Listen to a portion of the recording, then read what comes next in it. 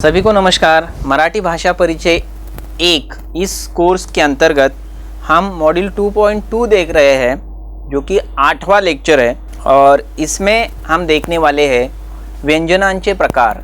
पिछले लेक्चर में हमने वर्णमाला देखी, अक्षरमाला देखी और उसके साथ साथ स्वरों के प्रकार भी देखे और स्वरादि भी देखी। तो आइए चलते हैं। आपण काय शिकणार आहोत, यानी आज हम क्या सीखने वाले हैं। इस लेक्चर में हम क्या सीखने वाले हैं। एक, व्यंजनांची इतर नावे, व्यंजनों के अन्य नाम कौन से हैं। स्पर्श व्यंजन कौन से हैं। कठोर व मृदु व्यंजन, कठोर व्यंजन किसको कहा जाएगा, मृदु व्यंजन किसको कहा जाएगा, अनुनासिक किसको कहा जाएगा, अर्धस्वर किसको कहा जाएगा, उष्मे घर्षक का मतलब क्या है, महाप्राण और अल्पप्राण व्यंजन कौन से है और मराठी में स्वतंत्र वर्ण कौन सा है।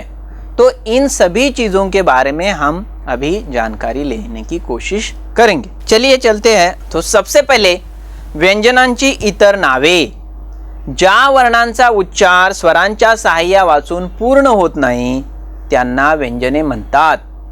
फिर से एक बार देखिए, ज्या वर्णांचा उच्चार स्वरांच्या सहाय्या वाचून पूर्ण होत नाही त्यांना व्यंजने म्हणतात। यानी जिन वर्णों का उच्चारण स्वरों के सहायता के अलावा पूरा नहीं हो सकता उनको हम व्यंजन कहते हैं। अब व्यंजनों को परवर्ण या स्वरांत भी कहा जाता है। अब उनको परवर्ण क्यों कहा जाता है, अब मराठी में उसको बोलेंगे पूर्णत्वासाठी स्वराची आवश्यकता। उनको अगर हमें पूरा रूप देना है तो उसके लिए स्वरों की आवश्यकता होती है। तो इसके लिए उदाहरण हमने देख लिया है पहले एक। उसी प्रकार से देख सकते हैं कि जैसे फॉर एग्जाम्पल प ले लिया तो वो प जो है उसका पैर आधा टूटा हुआ यानी वर्ण प होगा।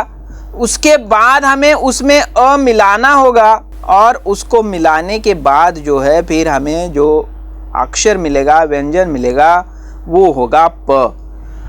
तो इस प्रकार से पूर्णत्व आने के लिए इस प को स्वर की आवश्यकता है, तो इसलिए उसको हम बोलेंगे परवर्ण। अब ये स्वर जो मिलता है वो कहाँ पे मिलता है, शेवटी अंती स्वर मिळून पूर्णत्व येते, म्हणजे लास्ट में उसमें स्वर मिलता है, इसलिए उसको बोला जाता है स्वरांत। यहाँ पे उदाहरण देखिए कि अगर ये क वर्ण है और उसमें अ हमने मिलाया तो वो अ जो मिलाया वो लास्ट मिलाया, लास्ट में अंत में मिलाया, इसलिए जब व्यंजन बना क तो उसको हम स्वरांत ही बोलेंगे। व्यंजने अपूर्ण उच्चाराचे आहेत हे दाखवण्यासाठी त्यांचा पाय मोडून लिहितात।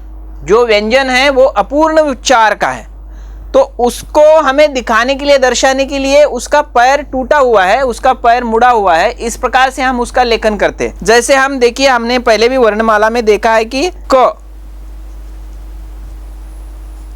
ख, ग, घ,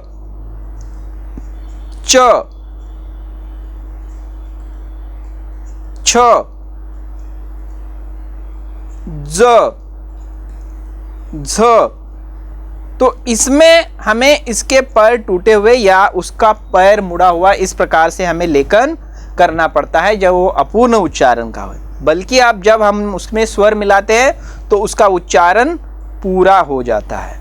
तो इस प्रकार से व्यंजनों के दो नाम हैं, परवर्ण और स्वरांत। आगे चलते हैं व्यंजनों के प्रकारों की तरफ। व्यंजन कौन कौन से हैं, तो स्पर्श व्यंजन 25 है, कठोर व्यंजन 10 है, मृदु व्यंजन 10 है, अनुनासिक या पर सवर्ण 2 है, अर्धस्वर 4 है, उष्मे घर्षक 3 है, महाप्राण 14 है और अल्पप्राण व्यंजन 20 है, अपितु मराठी में एक स्वतंत्र वर्ण भी है। तो ये सब व्यंजनों के प्रकार हैं। आप इसका टोटल करके आप पूरे व्यंजन लाने की कोशिश मत कीजिए, क्योंकि उसमें से कुछ प्रकार इधर उधर घुले मिले हुए हैं, वो आगे जाके हमको पता चलेगा। तो चलिए पहले देखते हैं स्पर्श व्यंजन। स्पर्श व्यंजन 25 है। तो स्पर्श व्यंजन कौन से है, अगर हम अक्षरमाला में देखेंगे, यहाँ पे देखिए कि क, ख, ग, घ, न, च, छ, ज, झ, न, ट, ठ, ड, ढ, न, थ द ध न प फ ब भ म। तो ये जो व्यंजन है इसका जब हम उच्चारण करते हैं तो आप महसूस करेंगे कि मराठी में पहले पढ़ते हैं, फुफ्फुसातील हवा तोंडावाटे बाहेर पडताना जीभ, कंठ, ताल, दात, ओठ या अवयवांना स्पर्श करते तेव्हा हे वर्ण उच्चारले जातात, म्हणून त्यांना स्पर्श वर्ण व्यंजने असे म्हणतात।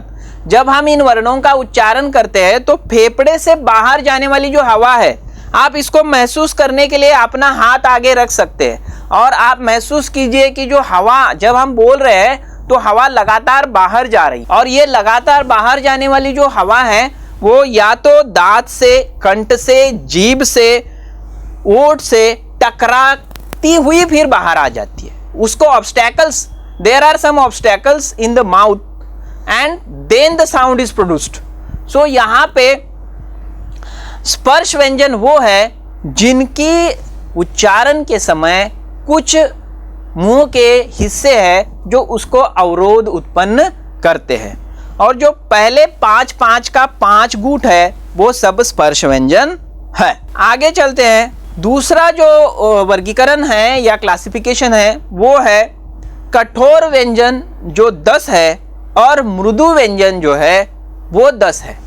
अब कठोर व्यंजन किसको कहेंगे हम? ज्या वर्णांच्या किंवा ज्या व्यंजनाच्या उच्चाराची तीव्रता दिसून येते ती कठोर व्यंजने समजली जातात। यानी जिन व्यंजनों का उच्चारण हम कठोरता के साथ करते हैं, उसके ऊपर जोर देके हमें उसका उच्चारण करना पड़ता है, तो हम उसको कठोर व्यंजन कहते हैं। फॉर एग्जाम्पल देखिए, जैसे मैं इन वर्णों का उच्चारण करता हूं या इन व्यंजनों का उच्चारण करता हूं तो क, ख, च, छ, ट, ठ, त, थ, प, फ, तो इनका उच्चारण करते समय हमें ज्यादा जोर लगाना पड़ता है, इसलिए ये कठोर व्यंजन है।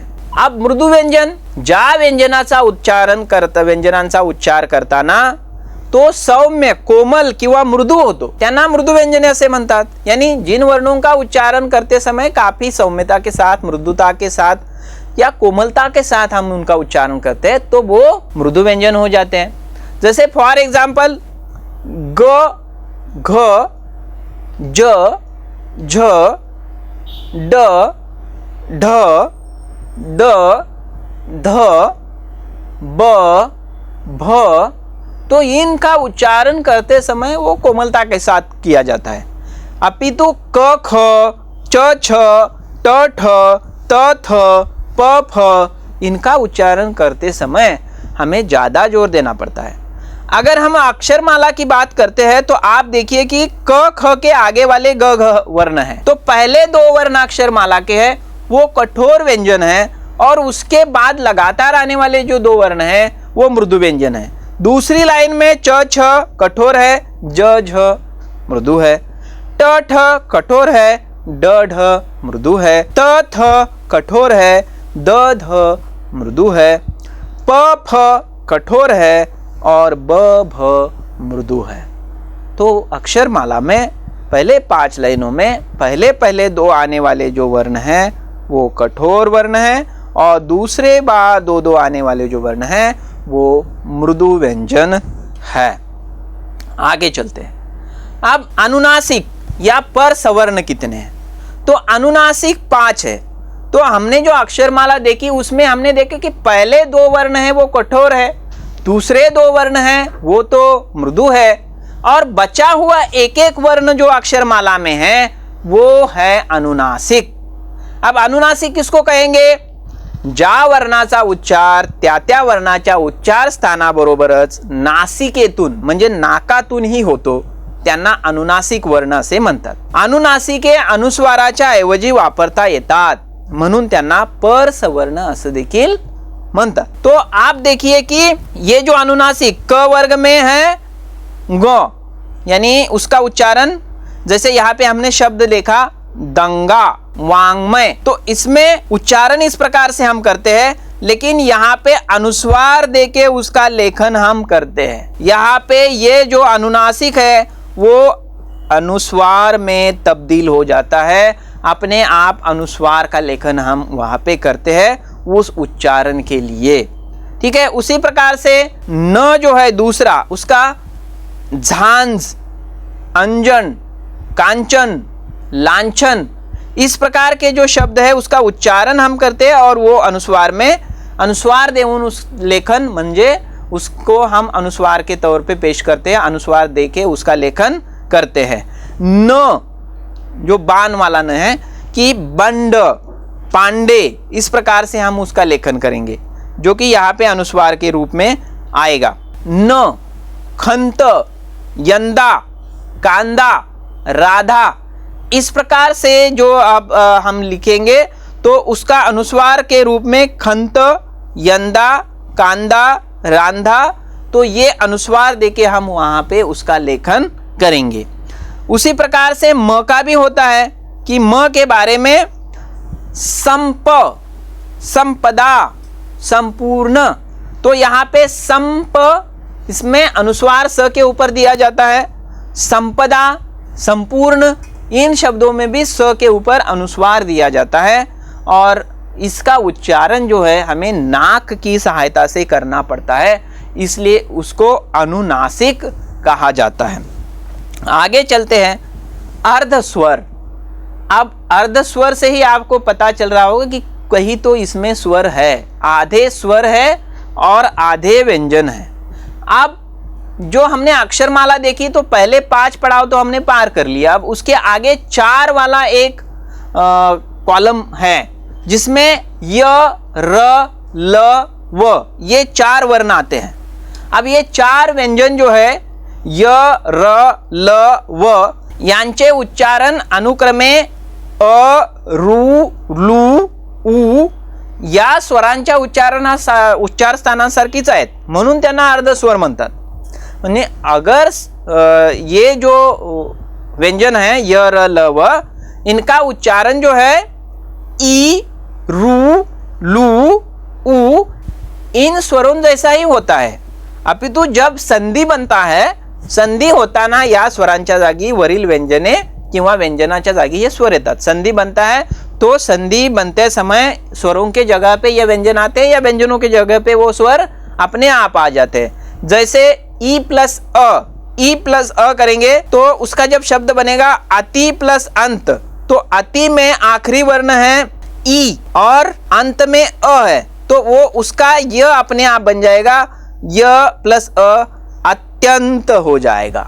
ठीक है, रू प्लस उ, जैसे पितृ, तो और आगे उसके अर्थ लग जाता है तो पितृर्थ बन जाता है, जिसमें र और रू दोनों लगभग सेम काम कर रहे हैं, तो इसलिए र को अर्धस्वर कहा जाएगा क्योंकि उसमें रू सम्मिलित है। लू प्लस आ, तो उससे लाकृति शब्द बनेगा जो कि कभी कभार, अभाव आने मतलब कभी कभार ही दिखने को हमको मिलता है। उ प्लस अ, तो उसका उच्चारण व प्लस अ के जैसा होगा, जैसे यहाँ पे सु प्लस अल्प, तो उ का उच्चारण प्लस अल्प का अ, तो उसका स्वल्प हो जाता है। तो यहाँ पर भी हमें यह देखने को मिलता है कि य, र, ल, व, इनका उच्चार स्थान ई, रू, लू और उ के जैसे उच्चार स्थान से ही होता है, इसलिए उनको अर्धस्वर कहा गया है। आगे है उष्मे घर्षक। उष्मे घर्षक 3 है, वो कौन से हैं? वो है श, श, स। अब उष्मे घर्षक यानी उष्मन का मतलब यह है वायु, तो ज्यादा वायु हमें यहाँ पे छोड़ना पड़ता है। जब हम श, श, स इनका उच्चारण करते हैं तो जिस प्रकार से हम अनुलोम विलोम वगैरह आपने सुना होगा कि विलोम में ज्यादा हवा बाहर आती है, तो मुखावाटे जोराने उसासा टाकल्याप्रमाणे या वर्णाचा उच्चार होतो। आप देख लीजिए कि उसका उच्चारण कैसे होता है, श, श, स। तो उसका उच्चारण करते समय हमें बहुत सारी हवा जो है मुंह से बाहर फेंकनी पड़ती है, तो यह फेंकते समय भी घर्षण होता है, याद घर्षण है, फ्रिक्शन हो जाती है और इसके कारण ज्यादा उष्णता निर्माण होते हैं, मतलब कि ज्यादा ऊष्मा निर्माण होती है, इसलिए उनको इन वर्णों को या इन व्यंजनों को ऊष्मेय घर्षक कहा जाता है और इनका समावेश भी जो है कठोर वर्णों में किया गया है। श, स और श, ये तीनों वर्ण जो है वो ऊष्मेय घर्षक है। आगे चलते हैं महाप्राण।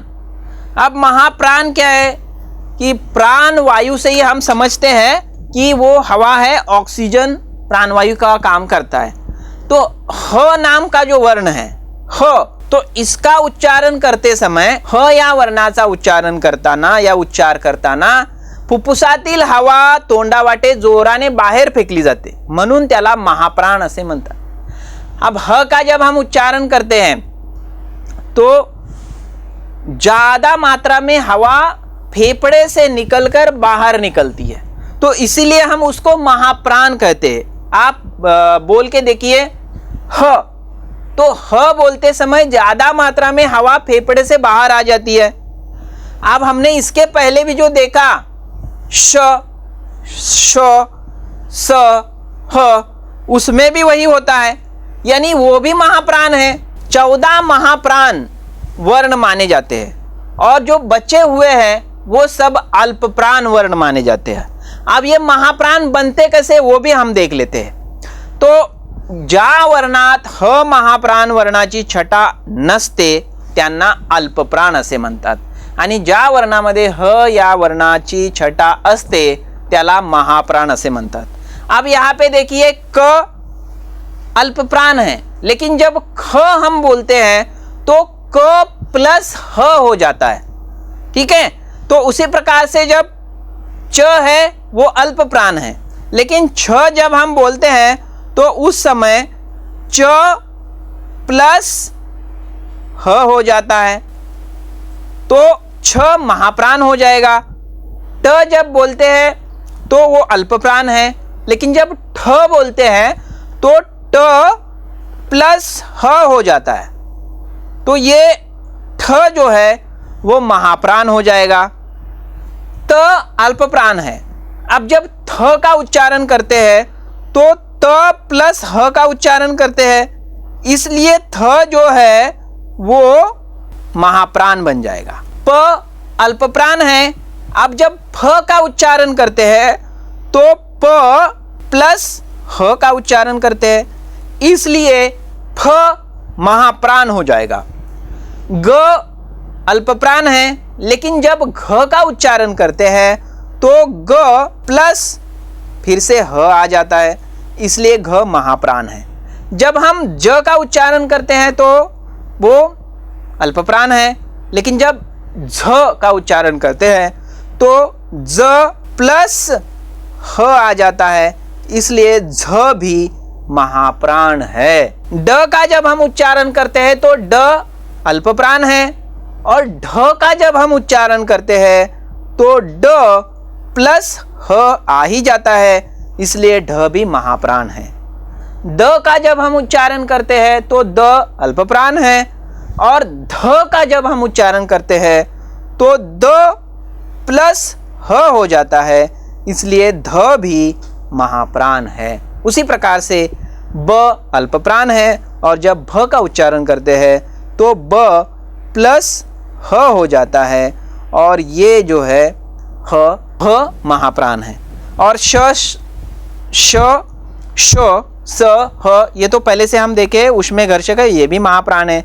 तो कुल मिला के 14 यहाँ पे हमें मिल गए वो महाप्राण है, और बाकी बचे हुए जो 20 है वो अल्पप्राण है, अल्पप्राण व्यंजन है। तो आगे चलते हैं कि मराठी में जो है एक अलग प्रकार का वर्ण आता है जो स्वतंत्र वर्ण है, और वो एक ही वर्ण है। ऐसा कहा जाता है कि ये द्रविडियन भाषाओं से आया हुआ वर्ण है और उसका उच्चारण करते हैं ळ। अब हिंदी में भी इसको लिखने की अनुमति मिल गई है, अपितु लोग अभी भी उसको हिंदी में ल के जैसा लिखते हैं, ठीक है। जैसे तमिल शब्द है या तमिल शब्द है, तो उसमें आप तमिल कैसे लिखेंगे? तमिल। इंग्लिश में इसको लिखना है तो आप लिखते हैं तमिल, तो यल लिखते हैं, या हिंदी में उसको ल लिखते हैं। हालांकि उसको ल ही लिखना चाहिए, उसका उच्चारण अलग है। तो ऐसे कौन से शब्द है जिसमें ये ळ का उच्चारण आता है वो भी हम सीखेंगे। एग्जाम्पल के तौर पर बाळ यानी चाइल्ड, केळ यानी बनाना या केला, वेळ यानी टाइम या समय, स्थळ यानी प्लेस या जगह, जाळ यानी फायर, लाळ यानी सलैवा या लार। तो इस प्रकार से इसमें आप देखेंगे कि ये ळ का उच्चारण किस प्रकार से होता है। तो ये मराठी का एक स्वतंत्र वर्ण है ळ। तो चलिए आगे चलते हैं। तो ये जो हमने व्यंजनों का यहाँ पर प्रकार देखे व्यंजनों के, तो उसके अनुसार एक सैम्पल क्वेश्चन है, खालीलपैकी कोणता व्यंजनांचा प्रकार नाही। कौन सा निम्नलिखित में से व्यंजन का प्रकार नहीं है? मृदु, कठोर, अनुनासिक और स्वरादि। तो सही आंसर है स्वरादि। स्वरादि व्यंजन का प्रकार नहीं है, क्यों, अपितु वो अलग प्रकार है। ठीक है, स्वर, स्वरादि और व्यंजन, इस प्रकार से हम पहले से कैटेगराइजेशन कर चुके हैं। आगे चलते हैं। विचार करा यानी थिंक ऑन इट। अनुस्वाराचे लेखन, अनुस्वारों का लेखन हमें कैसे करते हैं? तो जैसे हमने देखा कि अनुनासिक को भी हम अनुस्वार में कन्वर्ट कर रहे थे, या अनुस्वार को भी हम देना पड़ता है, विसर्ग और अनुस्वार को कैसे दिया जाता है वो भी हमने देखा। तो मराठी में एक और चीज़ है कि आदरार्थी बहुवचनाच्या वेळी अनुस्वार दिला पाहिजे। यानी जब आपको किसी को आदर के साथ बुलाना है या उसको रिस्पेक्ट दर्शाना है आपको, if you want to call anybody with respect, then at that time you have to give that अनुस्वार। वो जो बिंदी है वो आपको उसके ऊपर देनी होती है। जैसे राज्यपालांचे, यानी यहाँ पे राज्यपाल एक महनीय पद है और उनके बारे में हमको रिस्पेक्ट दिखाना है, इसलिए यहाँ पे बिंदी लगाई हमने, राज्यपालांचे। मुख्यमंत्र्यांचा, मुख्यमंत्र्यांचा, तुम्हाला, आपणांस, शिक्षकांना, अध्यक्षांचे। तो यहाँ पे अनुस्वार का लेखन करते समय हमने उसके ऊपर एक बिंदी दी, क्योंकि वो हमें आदर के साथ उसके बारे में जिक्र करना है। ठीक है, तो इस प्रकार से हमने बहुत सारे व्यंजनों के बारे में देखा, और आज के इस लेक्चर में हम यही रुकते हैं। आगे देखेंगे और कुछ नई जानकारी। धन्यवाद।